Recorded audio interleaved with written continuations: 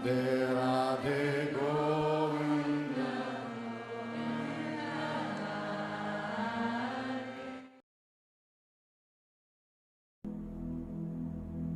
और जहां तक कि शिव जी भी हुए, दो इसके लिए दो स्टोरीज हैं। एक तो एक बार शिव जी जब तपस्या में थे तो असुरों का वध करने के लिए एक असुर था तारकासुर, उसको ऐसा वर मिला था कि जो शिव जी और पार्वती का जो पुत्र होगा उन्हीं से उनका वध हो पाए। पर शिव जी भी तो तपस्या में लगे हुए थे, पार्वती जी उनकी सेवा कर रही है, लेकिन शिव जी तो पूरे ध्यान में मग्न थे, भगवान के ध्यान में। तो सारी देवताओं ने सोचा अभी इनका पुत्र होगा कैसे। तो फिर उन्होंने कामदेव को भेजा। कामदेव, मदन, मदन भी बोलते हैं, मन्मथ भी बोलते हैं उनको, कामदेव को। और वो कामदेव जो है वही हर जीव के अंदर ये काम वासना को पैदा करते हैं, आकर्षण को पैदा करते हैं अपने बाणों से। पुष्प बाण यानी फूल के बाणों से, वो जब उनके फूल के बाण किसी पे चलाते हैं तो उनके अंदर वो काम वासना। तो मदन को बुलाया, देखो अभी शिव जी के ऊपर फूल का बाण चलाओ। उनको पार्वती पास में खड़ी है, लेकिन वो तो ध्यान में मगन थे, तो आंखें खुलवाओ।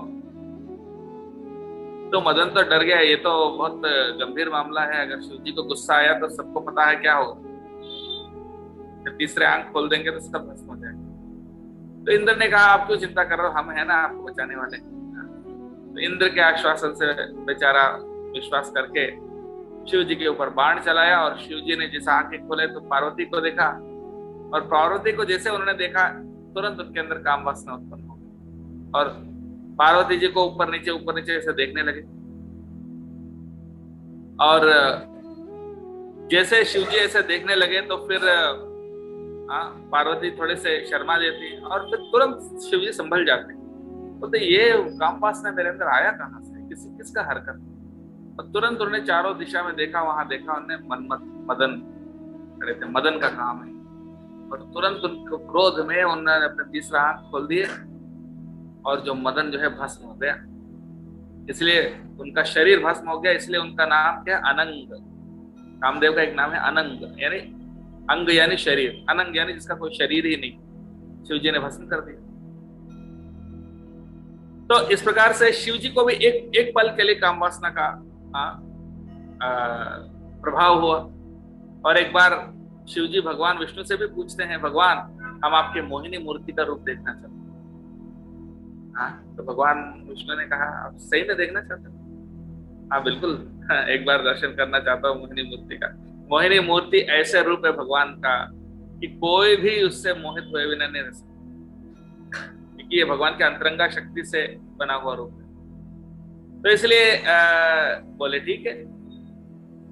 और ये मोहिनी मूर्ति वही रूप है जिसमें भगवान ने समुद्र मंथन के बाद जो अमृत निकला, उस अमृत को जब असुरों ने छीन कर ले गए तो उन असुरों से निकाल कर देवताओं को बांटने के लिए मोहिनी मूर्ति धारण की। और ये जो मोहिनी मूर्ति जब धारण किए थे, सभी असुर इतने आकर्षित हो गए, क्योंकि देवताओं को तो पता था कि भगवान विष्णु, पर असुरों को नहीं पता था। तो असुरों ने सोचा कि ये कौन है सुंदर लड़की, और वो इतनी सुंदर थी कि उनको लगा कि अमृत भी बेकार है उसके सामने। हाँ, ये जो अमृत है, इस अमृत से ज्यादा महत्वपूर्ण है उसका अधरामृत, उस औरत का। और वो ऐसा देखने लगे असुरों के प्रति, और हर असुर को लगा कि मुझे ही देख रही है।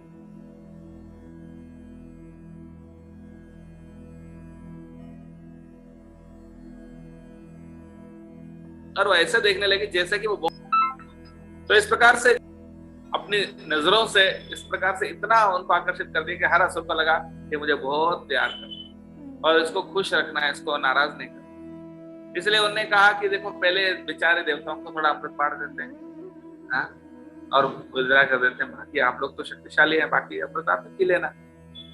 तो कोई उनको मना नहीं कर पाया, क्योंकि अगर मना करें तो वो नाराज नहीं हो जाए। और असुरों के सामने ही वो हरे सभी देवताओं को बांट दी। तो एनीवे, तो इस प्रकार से वो इतना सुंदर स्वरूप है। तो शिव जी को इच्छा हुई कि मैं भी उनका दर्शन करूं, भगवान का ये मोहिनी मूर्ति कितना अद्भुत। तो उसके बाद ठीक है, तो भगवान वहां से अदृश्य हो गए और शिवजी और पार्वती दोनों खड़े थे